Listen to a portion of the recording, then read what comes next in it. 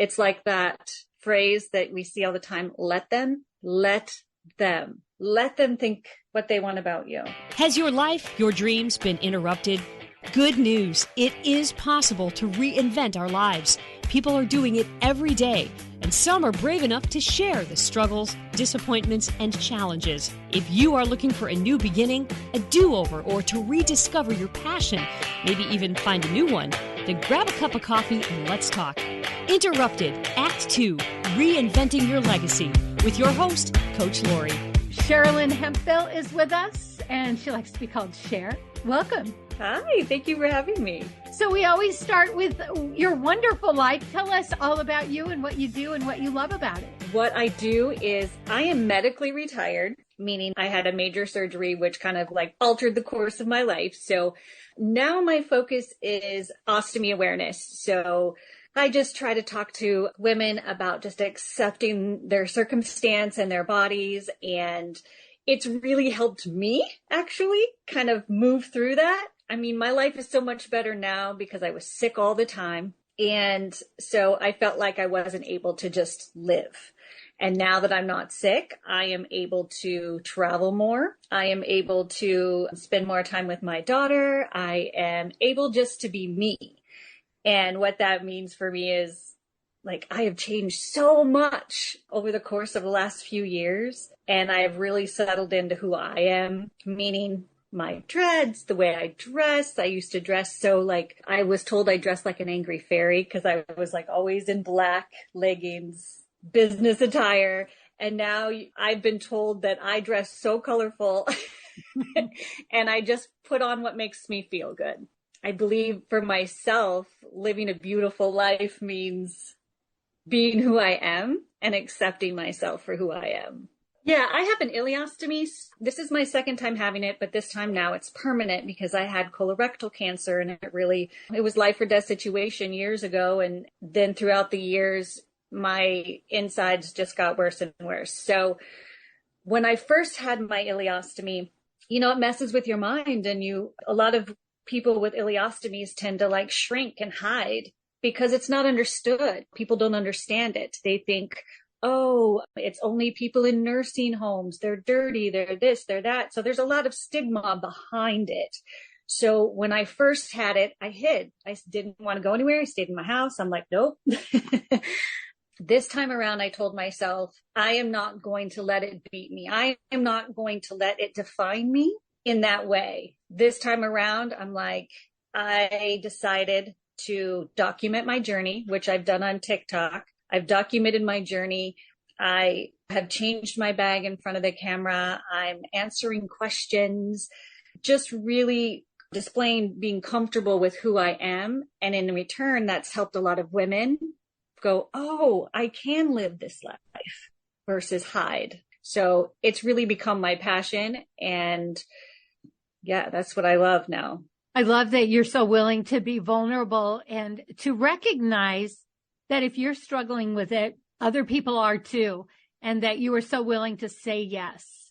You've kind of touched on where you came from, but it sounds like before you had this life, things weren't so great. And maybe you can tell us like where you came from to get to where you are. My previous life, I've spent my career in retail management. And retail management, it's a tough walk out there. You're working sometimes 24-hour shifts. You're like retail management, you're in the trenches. It's a hard life and it's really hard on your body. And you're expected to have a certain persona. Sometimes that persona is not who you are. The way I had to dress, the way I had to present myself. I couldn't be this magical. And you are magical. Before, and if I'm being completely honest, I was married for a very long time in my previous life to a man who didn't accept who I was and wanted me to be the cookie cutter individual, wanted me to be what society expected of me. Since that is now gone and I've been divorced from him for a very long time. It took me a while to kind of be like, wait, no, that's not who I am. This is who I want to be. And then I met my husband, my current husband, which we've been married almost 9 years. He's the most accepting, kind, and loving man. And he has really nurtured my individuality. that is such a refreshing place to be. He's got not one tattoo. He's very like, not one tattoo, not one piercing, but here I am with sleeves and gauges and piercings everywhere. And every time I come home with something new, he's like, okay, do you love it? Yep.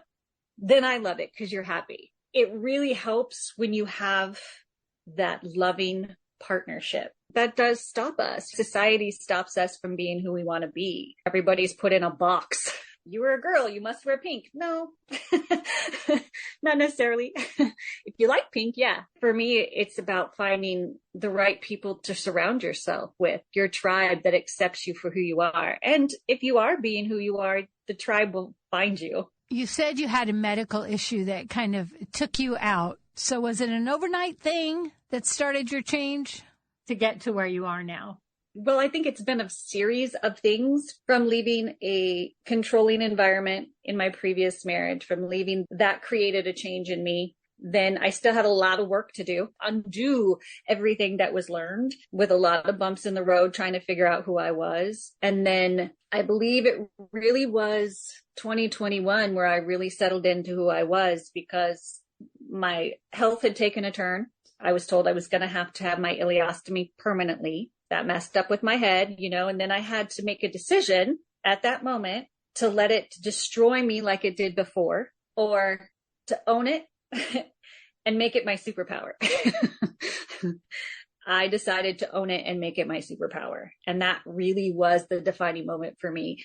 Now, I'm not saying that I still don't have bad times within having my ostomy and having to deal with the things that I have to deal with, but being able to go, nope, it's okay. This does not define me. And being able to put myself out there for other women to see, you're still beautiful.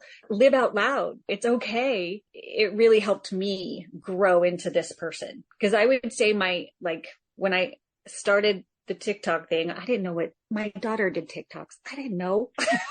I'm like, what is this thing? What is this thing? And I just started documenting my journey. And through that, seeing the amount of women and men that would reach out to me going, thank you. Thank you for doing this. I was in such a bad place, or really helped me heal and me become the person I am. So I really think my ostomy set the life I am in now, and the skin I am in now propel forward, because I really had to make a choice. I wanted to choose life. So I had to make a decision in that moment. Do I want to do what I did last time, which was hide and not give myself a chance?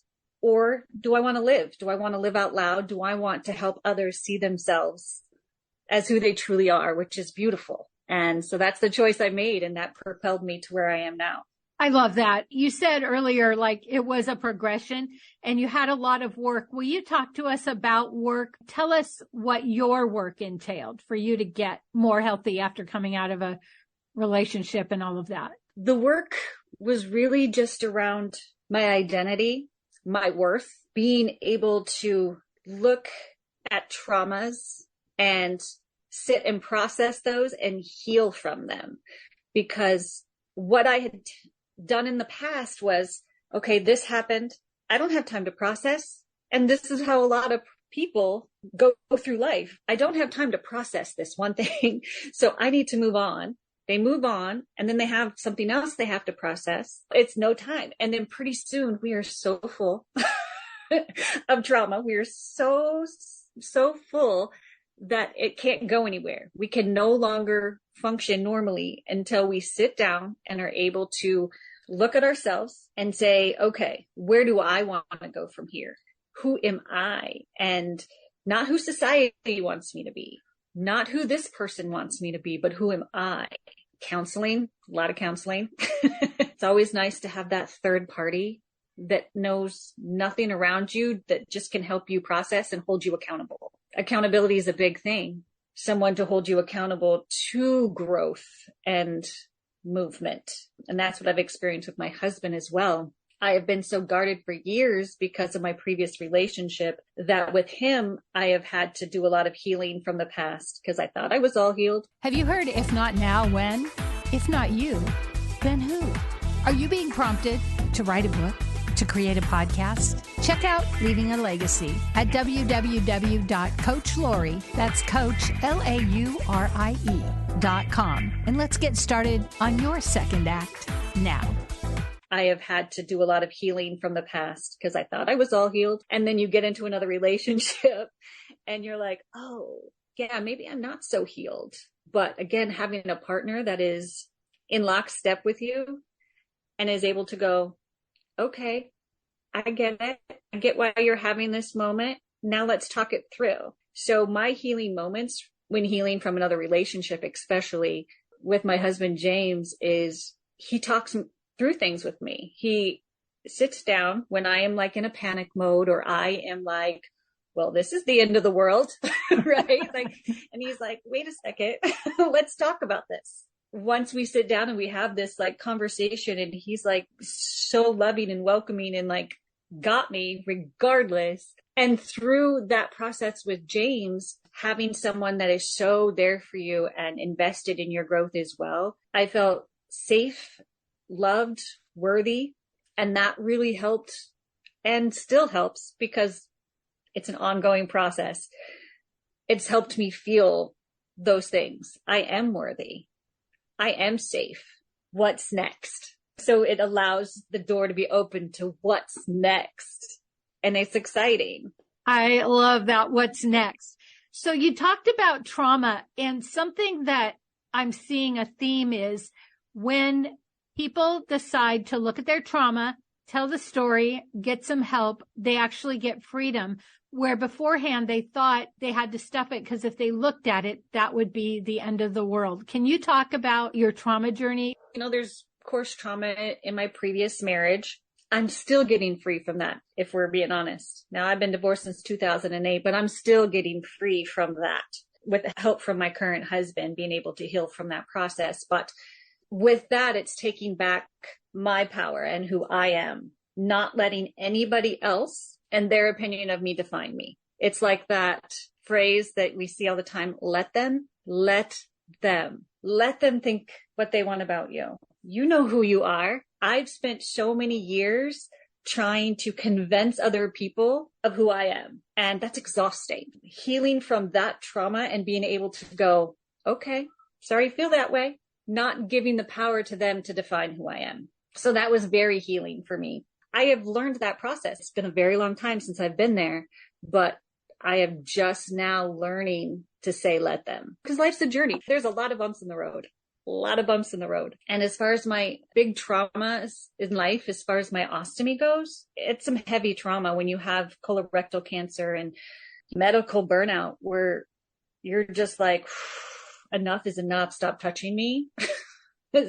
Everybody needs to stop. I mean, nothing is sacred anymore. The amount of things that they have to do to my body all the time, that's so traumatic, and it's trauma. In order to heal from that, I had to just lean in and accept my ostomy. Leaning in just means I can't hide. I can't let it sink me. Sometimes power through the medical aspect of it, but then allow yourself time to cry. Allow yourself time to have those bad days. I used to think that I couldn't have bad days. If I showed my bad days, I was weak. And that was hard because you're always on. You always have to be like, no, I'm fine. I've got this. It's great. It's okay. And that's so exhausting. But now I'm like, no, sorry, I'm not okay today. I need my time in bed because my body is telling me I can't do this, and not feel bad about it. Or go upstairs, lay down and take a nap and not feel bad about it. I had this conversation with my therapist. Past trauma had me like, I would lay down and I'd be like, oh my gosh, my body I hurt. I'm tired. I just need a nap. And I would lay here, close my eyes, and I would hear my husband coming up the stairs, and I would jump up like I was doing something. As I'm talking to my therapist about this, she goes, what would your husband do if he came in and saw you napping? I'm like, he would probably just be very quiet and be like, oh, I'm sorry, babe, go to sleep. And then shut the door and let me take a nap with no second thought. But in my head, I thought I was going to be in trouble or called lazy or something. Yeah, those traumas are hard to heal, but just being able to say, I am safe. I say that to myself all the time. I am safe. It is okay. I am worthy. I am safe. I say these things to myself all day long because it reminds you that it's okay. You're not in a situation where you're going to be harmed or talked down to. Yeah, that's how I healed those past traumas.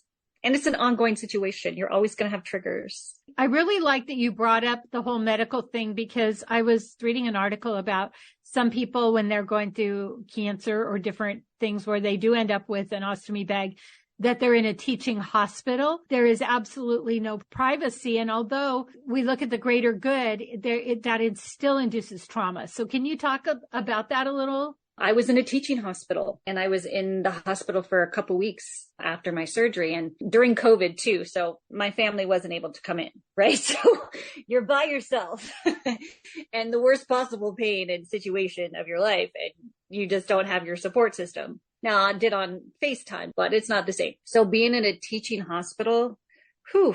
Okay, first of all, colorectal cancer, they're up in your business all the time. And my surgery consisted of a complete procolectomy, which means they took out my rectum. It is sewn up. It's called a Barbie butt. Like, I do not have a bottom anymore. And they took out my colon and large intestines, and everything is sewn up.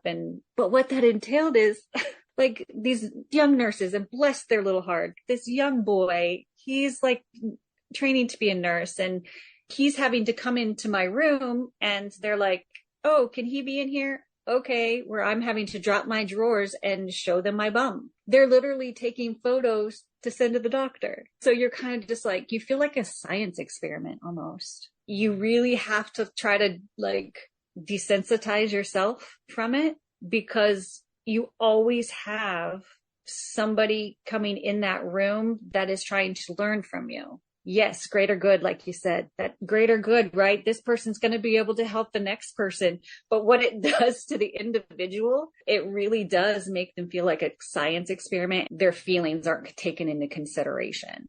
That's exhausting. That's really exhausting sometimes. I just want everybody to stop touching me. How did you cope with that? I make a lot of jokes. I try to minimize the pain by using humor.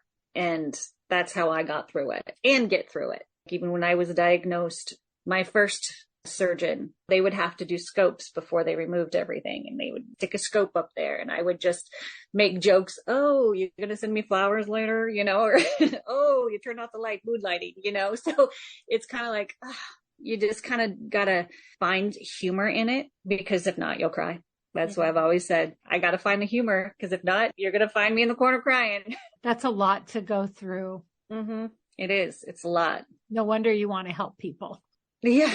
I get a lot of people on TikTok saying, oh, I'm about ready to have that surgery, or what can you tell me? It helps me helping them. Because if I had to go through this, okay, and the universe said, you're going to go through this because you're going to help other people go through it, I have to accept that. That's what the universe said.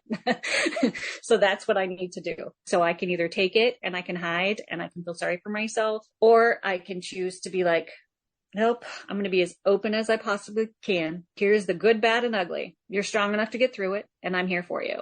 It's helping me heal. It helps me get through, because the minute I feel like, oh, what am I doing? Or I feel bad, or I feel like I can't get to the next day, someone messages me and says, thank you, I needed this.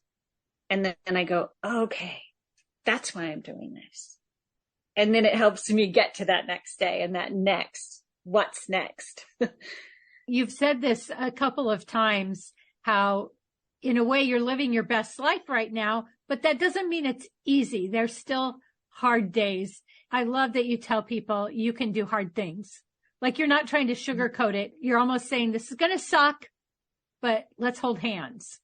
Yep, this is going to suck, but we're going to get through it together. We're warriors. That's what we do. What do you really want people to know? That they are worthy. They are stronger than what they think they are. I hear so many times, I don't know what I would do if I was in your position. I don't know if I could do that. I'm not strong enough. People always say, you're so strong. And I'm like, okay, I wouldn't have chose this. And I did, okay. I didn't know how strong I could be until I was forced to decide whether I was going to be strong and make it through the situation. People just don't understand their strength inside. They got it. They got it in there. Sometimes it's just about not feeling alone while they go through it. And that's what I really want people to know is they're not alone when they go through it. If someone's going through it, how can they find you? I have a TikTok, Sher, SHER.Hemphill, HEMPHILL. And you can find me there. And I have videos on me changing my bag, answering questions. And then I try to do a lot of, it's fun lip syncing stuff. So I try to do a lot of inspirational stuff and funny stuff because humor's a deflection sometimes. I'm just going to say trying to lip sync to video is harder than it looks. It truly is. Is there a book that you're reading or a book that you recommend? Right now, I am working on, it's a self-love workbook. It just goes through and it's very thought-provoking and you're answering questions and it's really taking a deep dive into who you are and who you want to be. And then also be kind to yourself. The author is Megan Logan and it's Be Kind to Yourself. It's a 52-week workbook. 2 workbooks. Yeah. Again, it's self-love. We got to find a place where we're happy with ourselves. I can't expect my husband to be the source of my happiness. I can't expect my daughter to be the source of my happiness. So I got to find it within me. The way to do that is to really take an inner look at yourself. And the workbooks help guide you. Well, thank you so much. I just love your vulnerability and I just love your sparkle. I can just see you're a person full of joy. Thank you. Thank you so much. I appreciate the interview. Coach Lori here. I am not anti-aging.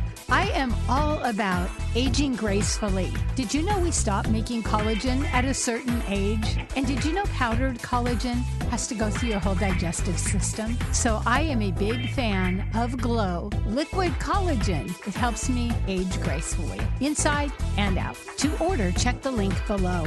By the way, if you order 2 at the same time, free shipping. Or if you would like to be an affiliate, make a little extra cash, click the affiliate link. 3 things we learned from Sherilyn. Acceptance is healing. Let them and find the humor in hard situations. If you love this podcast, here's a big ask. Will you share with your friends and family, subscribe, give us a review, and a 5-star rating so that others looking to reinvent their lives will be able to get the help they're looking for? Thank you in advance.